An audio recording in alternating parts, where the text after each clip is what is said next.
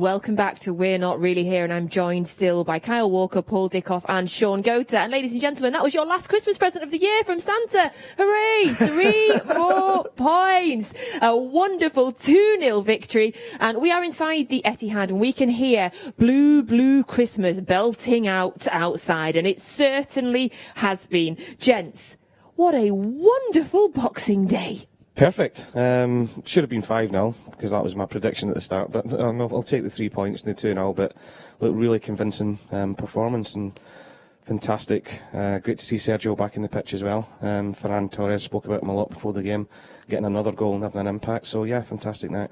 Now, Shaun, I know you said 4-0, but you always give 2 predictions, and I know your other one was 2-0. Yes. So, yeah, congratulations. You got it right. There you go. You see? I got it spot on. Listen, I think it was a brilliant performance. Second half, would have liked the third goal. That's being greedy this time of year, but nevertheless, I think the performances were well.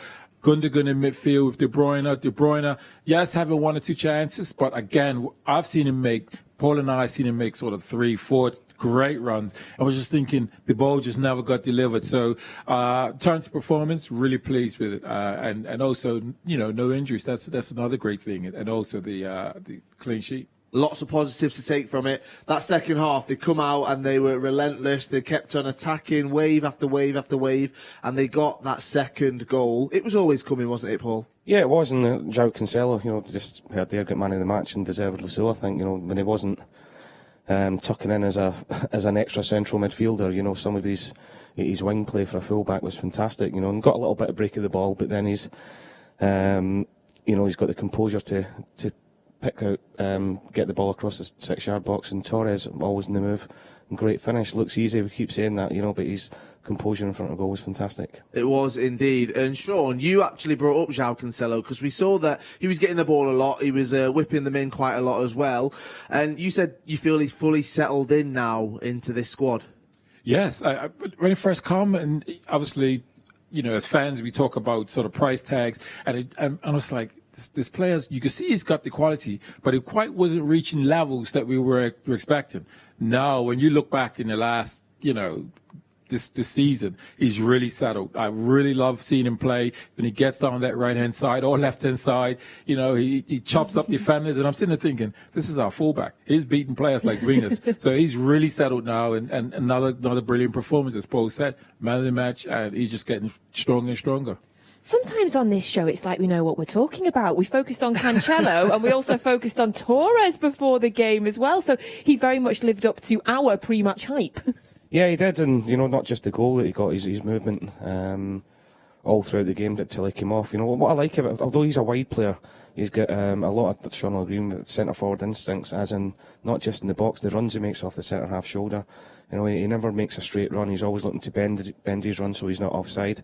He's always playing in that shoulder to try and stretch the game a little bit more, which then we'll possibly miss that pace as somebody running behind.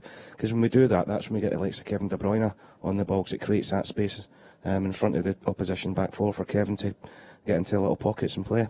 Now, we've been rating these players as we've had the chance to watch them. And you guys at home, you've been rating us as well, because Matt Guntrip, he decided to give out some Christmas ratings and some Xmas jumper performance ratings, all right, on Boxing Day. He says, Mr. P. Dickov, 10.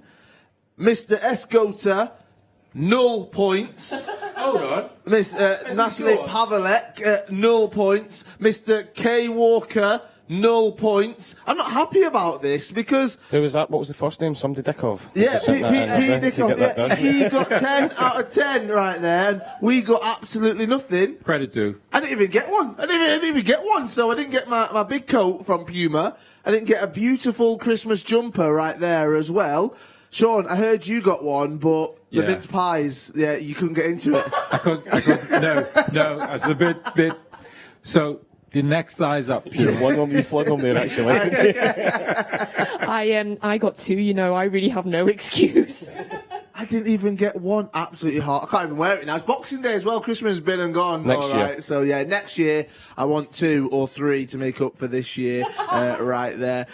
Carrying on the talk of that performance, it means that we move up to 5th. I've not seen the Sheffield United-Everton score, what that finished, all right. But Everton were winning 1-0. They did win, so Manchester City moved to 5th. I mean, it feels like people were panicking at the beginning of December with Manchester City, but we've just climbed from 9th to 5th in one performance. We've still got a game in hand as well. There's nothing to worry about, Paul. Not at all. I think after, people keep talking about the lack of pre-season and the crazy results in the first half of the season, I've felt all along, and I'm always positive anyway, I felt it coming into the Christmas period and beyond, that's when we're really going to start hitting our stride and playing the football. And people were talking a lot about not taking our chances, and that never really worried me because the opposition goalkeepers were getting man of the match all the time.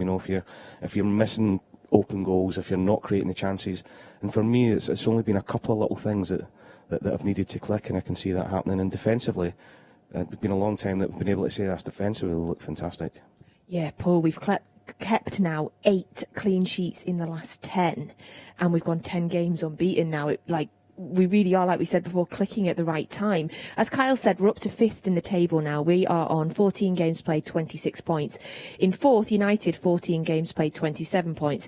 And then you look at Leicester in 3rd and Everton in 2nd, who've both played 15, because we've been on the back foot ever since the opening day. Us and United, to be fair, because we both didn't play on the opening weekend. But then we're only 5 points behind Liverpool as well, 3 behind Everton. But we play Everton in 2 days now, Shaun. It almost makes that game even tastier now, knowing that if we beat them, we'll go onto the same level points as them. Yes, this is the game here which is why I could see someone like Sergio not starting today. I think there'll be a much more difficult proposition for us, and we need somebody to really unlock the Everton defence. So I'd like to think that Sergio will be starting that game. But needless to say, we see Torres plays up front, scores a goal. We got goals in his team. So as Paul said, there's no worries when it comes to, even though we went through a spell where we wasn't firing all cylinders, I never had a doubt in us because we've got players that can score goals. Talking about unlocking defences, one man that can do that is Ilkay Gundogan. He scored today, and we can hear his thoughts post-match. Ilkay, a game you took full control of. Is that how it appeared to you? Is that how it felt? Yeah, it did feel like that, to be honest. Especially first half, I think we moved the ball quite well.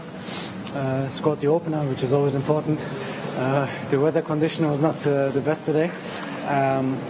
Made it a little bit more difficult in the second half. Also, to see and to view. But I think it was a solid performance, a good win, 3 important points, especially during this period. And in less than 48 hours, we go again. Did the conditions change the way you had to approach the second half? No, not really. I think Newcastle tried to press maybe a little bit more in the second half. They tried to jump, maybe a little more. It was more about the balance, to find the right balance between playing forward but then also being patient, because obviously when they don't press, the spaces are tight. It's more about keeping the ball then, maybe commit the player to find the free player. And if they jump, we wanted to find the spaces behind the player who's jumping. And I think we did it, as I said, quite well. Could have scored more. Had the chances, but obviously most importantly are the 3 points. As you say, you could have scored more with Jesus now out for perhaps a couple of games, Aguero still coming back from injury. How much is the responsibility now shared out amongst you to score the goals? I think we should always share the responsibility on the pitch. Obviously we are missing great players, but there's enough quality, players who come in, try to do their best. Ferran played as striker today, he scored. So obviously this is something that we need. We need this quality also in front of the goal, to be ruthless, to score. And if we are able, then I think, especially in the last few weeks, we were really solid defending. And obviously, if we don't concede, the chances of winning a game are always very high, because we're always able to score. I understand you were receiving a little bit of treatment after the game. Any concerns there? Yeah, I got a couple of kicks on my foot, but shouldn't be that bad. I should be able to go again on Monday. I say quick turnaround, but 5th in the table, which I suppose at this stage isn't too important, but perhaps more significant that you've closed the gap now at the top of the table. Yeah, we want to try to do that step by step. And as I said before, especially with all the games coming up in the tight schedule, it's even more important, to get the 3 points, to win. Maybe it's not always going to be beautiful and amazing football, exciting football, but I think generally in the world of football, it's even more difficult right now. Like to be like that every game. So obviously we need also wins where we work hard. Comparable maybe also to the away game at Southampton. These are also 3 points, and we get it, and we go on. Well done tonight. Thank you. Cheers. Thoughts of Ilkay Gundogan there after his goal played a part in the 2-0 win against Newcastle. Something that he said just there was about going again in less than 48 hours. Paul, I mean, how many ice baths, how many saunas, how much massage do you need to be able to play again in what? They kick off at 8 o'clock, so what's that, 46 hours time? It is, isn't it? There's a lot, the scheduling is a bit ridiculous, but possibly the only saving grace in that is that Everton have kicked off at the same time tonight as well. And they've got the same recovery period, and arguably we've got a much bigger, stronger squad. Everton are flying at the minute. I think they're up to second tonight. Is it second or third? But it's with the same players. You take a Calvert-Lewin out of their team. You take Sigurdsson, who I think scored tonight, out of their team. That they've not quite got the likes like for like to be able not just to rotate but to rest players. Whereas we've seen us tonight when we brought Fernandinho and brought Sergio Aguero, and you've got Mahrez sitting on the bench, so Phil Foden coming on, Benjamin Mendy sitting on the bench, so the quality we've got and our strength and depth over this period with a short turnaround is going to be huge. Sean, you seem to be enjoying Mahrez' warming up on the sideline. He was doing lots of tricks and skills and kick-ups, wasn't he? So he's good for Monday, surely. He's good for Monday. the game within the game. These guys, the ability is just so good. So, just even watching them warm up is fascinating. But yeah, Mahrez will be another, strong bat, as Paul said. We've got their strength and depth with these players, to come. I know Phil Foden will be energized and wanting to get up, get some minutes. Sergio, we're watching him warm up as well. We're just thinking these guys want minutes. So I think we've just got a quality squad with the depth, and they're all going to be getting minutes. So we just saw in Gundogan's interview as well, he was asked about the fact that we don't have a recognised striker on the pitch for most of the game today, with Jesus being out. And he sort of said that the pressure should always be shared among the team, that the pressure for goals should be shared amongst everyone. Now, we have 2 strikers sat here, so we get perfect people for an opinion on that. Is that the way it should be? Did you feel like that in your day, Paul, that everybody should be picking it up? Yeah, I did, because I wouldn't say it takes the pressure off. I just used to run around and let him score all the goals. So all the pressure was on the GOAT, really. But there were players in that team. I think Kevin Orlock always contributed from midfield. Mark Kennedy would always chip in with the goals. So it's important. I think any team that's going to win the Premier League or win any big trophy, they need to share the goals out. You just can't rely on that one centre forward all the time. And the teams that do rely on their main man tend to fall away at some point, because it's impossible to keep it up. Now, Sean, the pressure is definitely it's spread across the pitch, and the responsibility of that is across them all. And I wish we had cameras on us watching the game, because Ederson, I think he was your highlight of the game. He played a lofted pass across absolutely everyone. I think 74th minute, you were going wild for that. You would have loved to get on the end of that, wouldn't you? That's a good idea, actually. City goggle box. Yeah. But listen, that pass from Addison, that was worth. I was just in awe of this pass. A goalkeeper that hits a 60-yard pass on the money, and we're watching it, and we're just thinking, Sterling, don't let it bounce, because once it bounced, the ball then moves away another 10 yards and it ran into the opposition keeper. But the pass was absolutely spot on. The timing of Sterling's run, he was making that run all night, sort of that flat run, then running in behind. He's delivered this ball, and I'm just stood there thinking, what a pass. It was absolutely, beautifully executed, right on the money. Absolutely brilliant. I'm writing a full-on proposal for City Gogglebox tomorrow, by the way. There you go. That is ace. I mean, you need a camera on Kel as well during the games. Oh, Kel is yes. animated. No mics though. No mics are allowed. That's all I will say. There might be a few bleeps on that one, I think. Yeah. Or my bad jokes. Yeah, that's true. That is very, very true. But it's great that we've got a keeper who can do that, isn't it? The distribution, we've seen it from all sides. We saw that Cancelo was getting onto it. Kevin De Bruyne, we know how well he can pass. Edison can do it as well. When we're looking ahead to these games, teams like Everton, teams like Chelsea on the 3rd, then you've got United on the 6th. They must be looking at us thinking, how do we stop them from doing that? Because we can come at them from all angles, Paul.